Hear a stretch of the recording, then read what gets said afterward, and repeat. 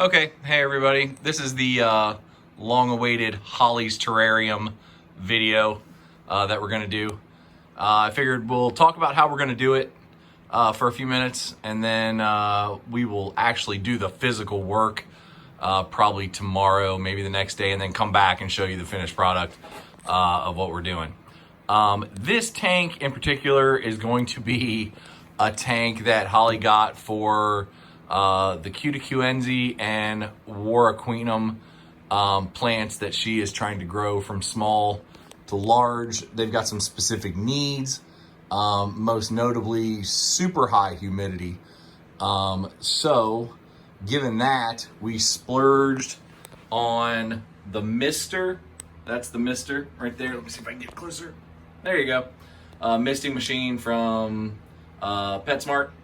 It was like $70, so it was a little spendy, but we figured, you know, the plants are worth it. So going over what we need to do a project like this, I think first of all you want to get an idea of whether it's going to be a tropical climate, a temperate climate, or something drier like for Hoyas or succulents, and then develop a plan from there. I think a plan's important. But the most important thing to me would be your monitor and the way, what's that called, Holly? Do you know what that's called? It's a humidographer or something. I don't know. It's called something. Humidity meter. I know there's a technical term for it. Somebody put that in the comments for me. Hygrometer. I think that's what it is. Something close like that. Anyway, it's weird when I don't know words. So you can see right there, just from having the mister on, what do you got it every 8 hours? It gives a squirt. A 15-second spray. A 15-second spray. 8 hours. And with the lid on, it stays about 90 to 95% humidity with that setting. That's pretty insane. But that's pretty good because we're trying to get the humidity way up in this thing. We're gonna do a matte back to cover up the mister and the wires. What is the mat we're using on that? It's a super moss. Some super moss.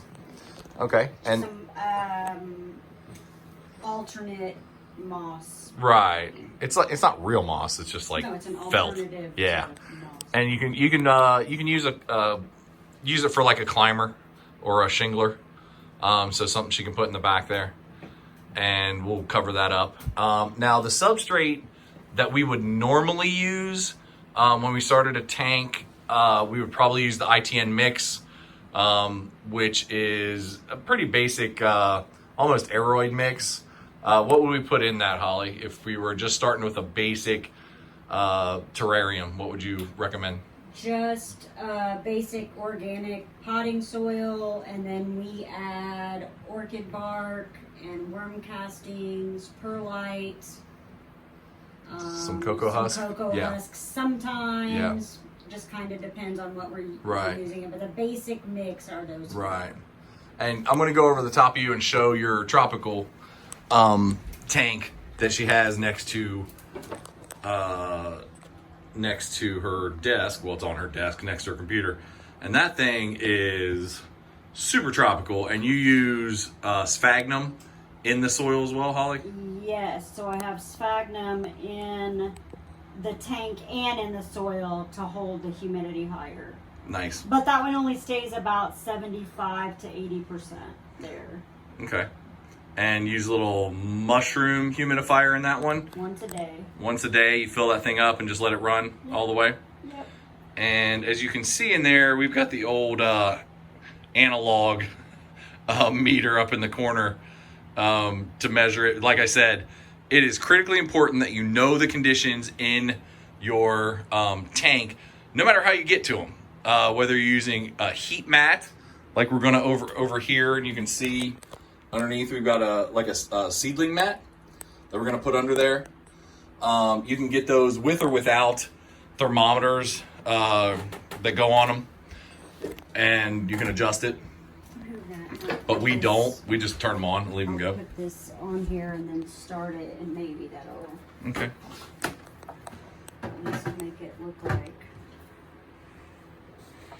Make it look like something. Well, just to see the Right. the And, you know, we like to start with the lights that come with the tank because often those are full spectrum white lights. And that's pretty much all we use. We don't use grow lights or anything, which, you know, other people do it different ways. More than one way to skin a cat, and not like we know everything. So if I found a better way, I would. I've just not had good results with, that does come off a little blue.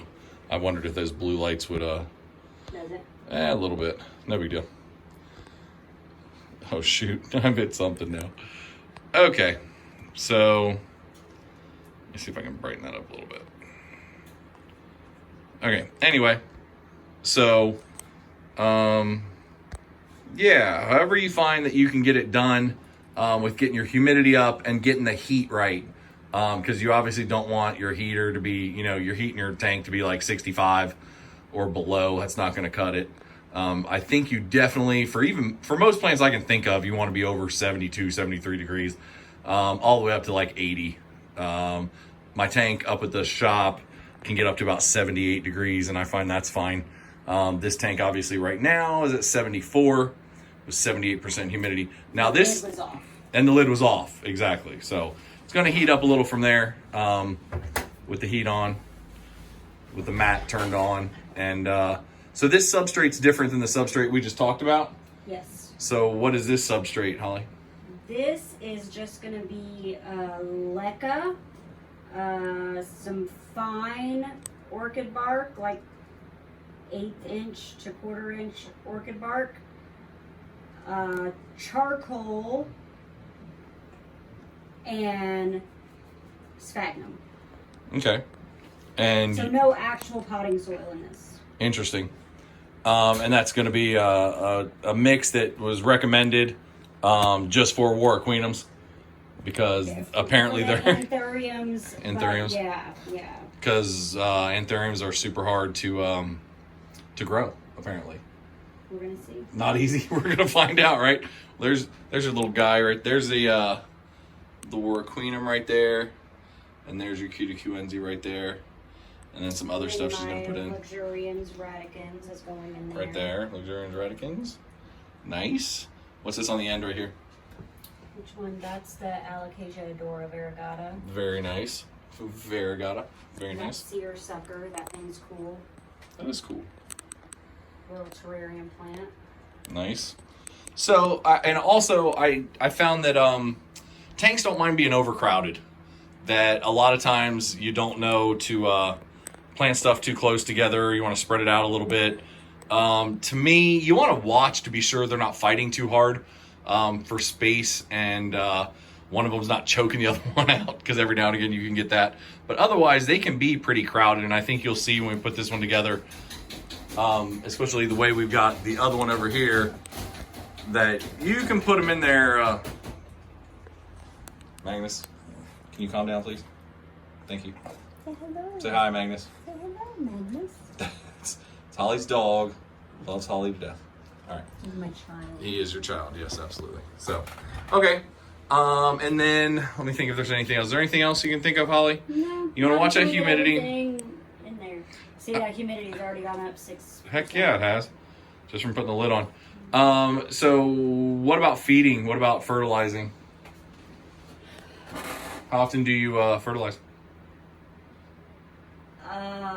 For these, I haven't done anything yet, but I'm gonna go with like in the winter months, probably just once, and then again probably around January, maybe December.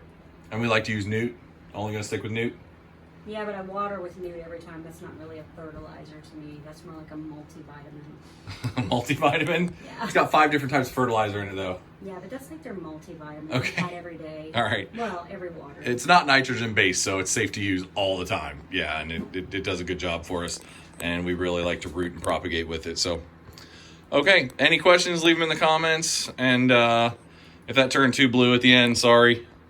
But we tried to turn the lights on. Looks a little blue now. And yeah, I hope that helps a lot. I'm going to come back and show you when we get it all done. And hope that helps a little bit. And you know where to hit me up.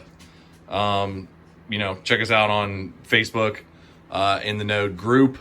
You can like in the Node business page, but join in the Node group.